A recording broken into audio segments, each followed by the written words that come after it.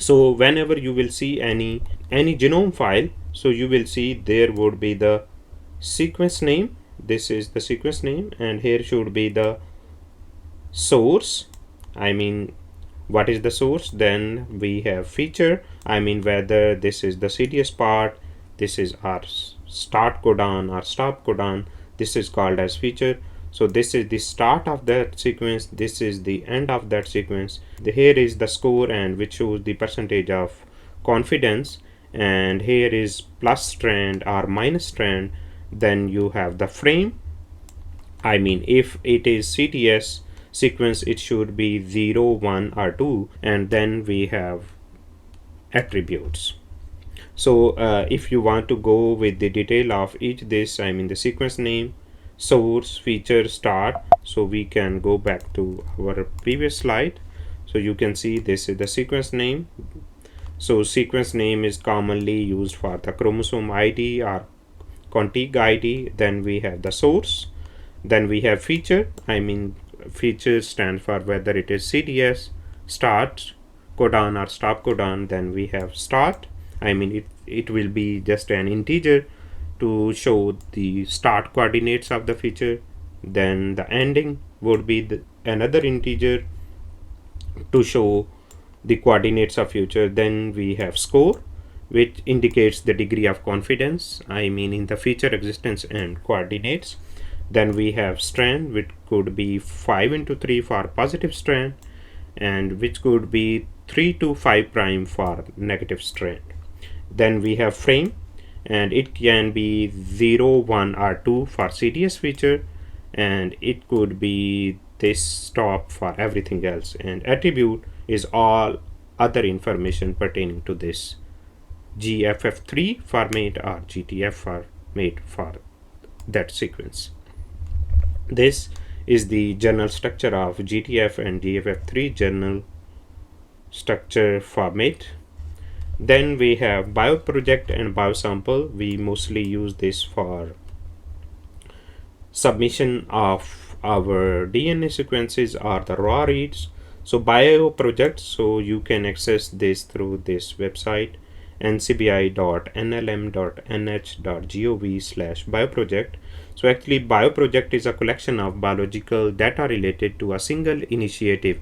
I mean, if you have transcriptome of one study, so including all those replicates and all those biosamples, you can integrate them into BioProject. I mean, BioProject, you can say, refers to one complete study. So this also refers to a single place to find all data generated for that specific project. I mean, and it also include mostly the raw data. And then we have the biosample. So one bioproject contain many biosamples. So in biosample can also be retrieved from this link, and it contains description of biological source material used in that experiment, and you will see its description in the metadata as well. And then we have the SRA. So SRA stand for Sequence Read Archive. This is the largest publicly available repository of high throughput sequencing data, and it also stores raw sequencing data and alignment information, and also accepts the data from all kind of sequencing projects. So later on I will show you how we can also extract the sequences from SRA database as well. So now we will move to this clinical portion, and in this clinical parts of would be different heritable DNA information and its association with human pathologies and clinical diagnostic and treatments. So this part we have already covered. So now we will see this interleukin 13 gene clinical have the different clinical variation and different databases and its uses.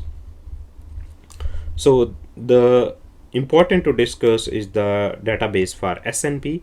So as here it is mentioned that it contains human single nucleotide polymorphism or the variation, and it also contains the information for microsatellites and small scale insertions and deletion along with the publication. Then we have the population frequency. We have genomic and reference mapping information for both common variation and clinical mutations. And now moving to the next module is actually the NCBI tools. Previously we have seen the introduction of NCBI, so now we will discuss the NCBI tools. And in the NCBI tool, the most commonly used is actually the BLAST, and the BLAST stands for Basic Local Alignment Search Tool. And why we use, this is mostly used for sequence similarity search tool, and it provides non-chain similarities between biological sequences, and it can be DNA, RNA, or protein.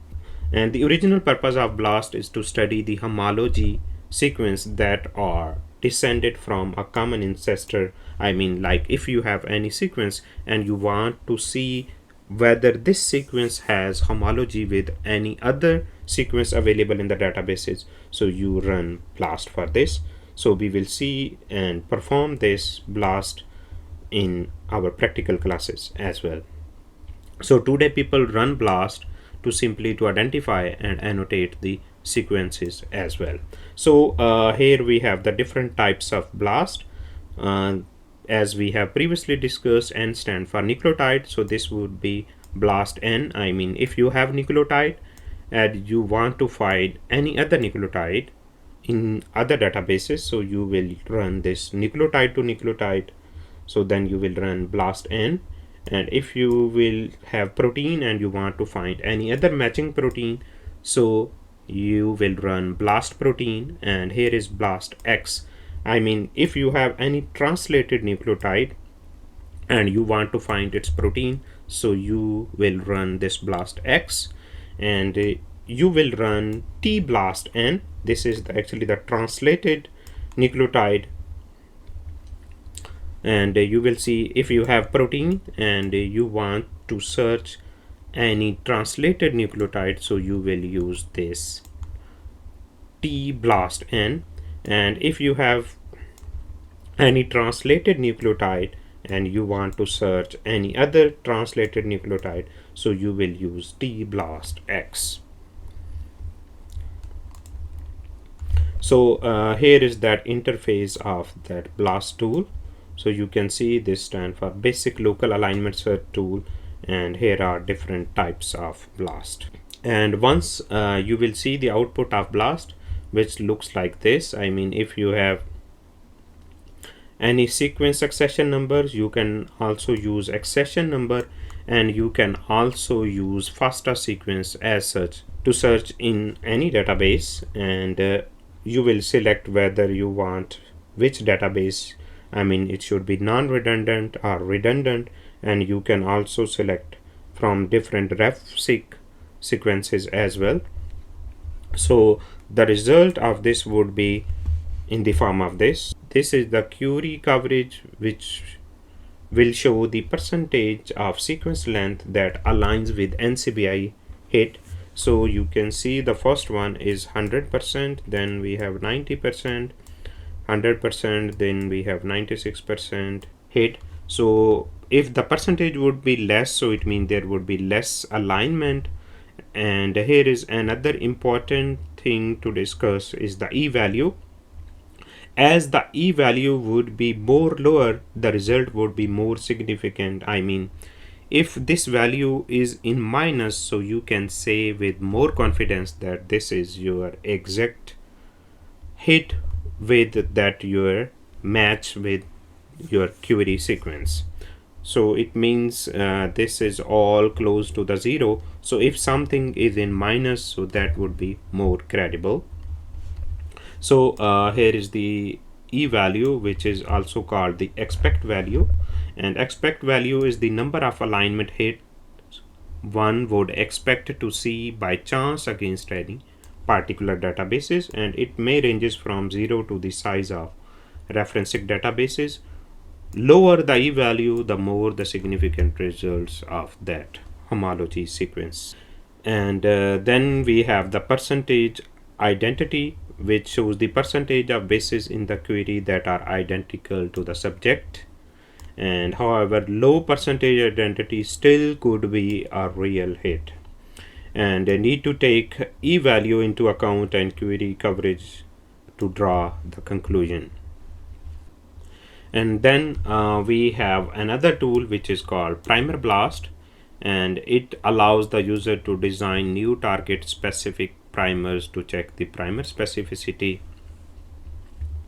And here we paste any sequence, then we can select the PCR product size. We can also have a look on their melting temperature, and we can check forward and reverse primer if they are overlapping with anything. Our next part is the data submission to NCBI. So here you see, where to access that submitted data from the publications. And as you know, the publication should have a data availability section.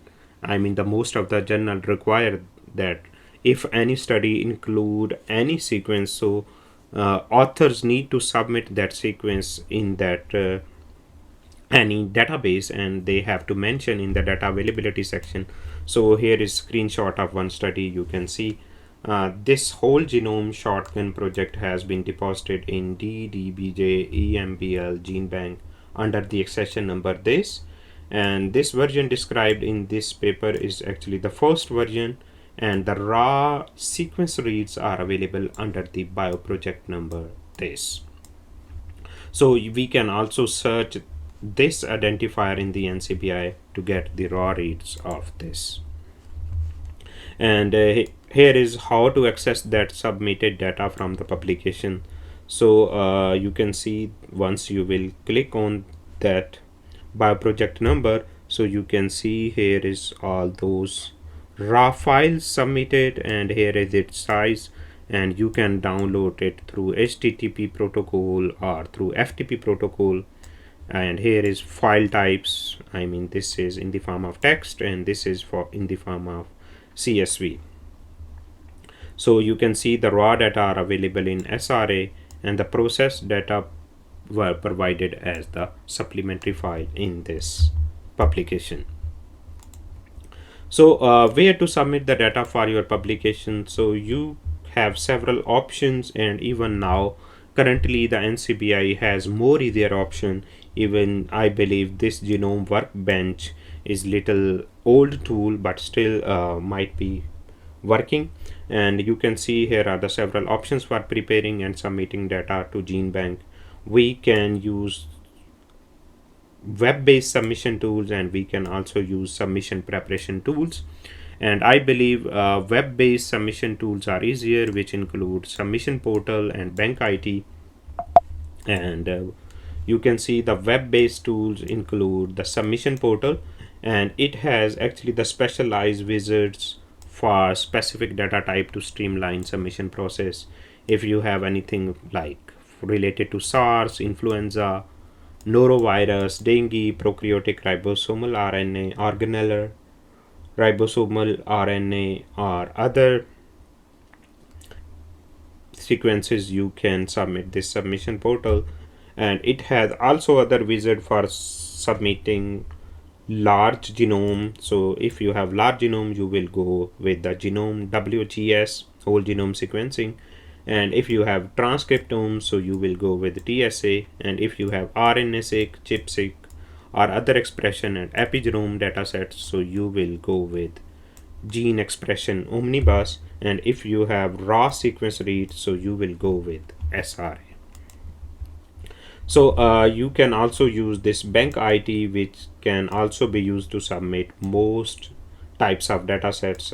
Whether it is genomic or messenger RNA, whether it is nuclear or organelle sequences, single genes, or the complete plasmid or organelles. So you can submit through the web-based bank IT portion.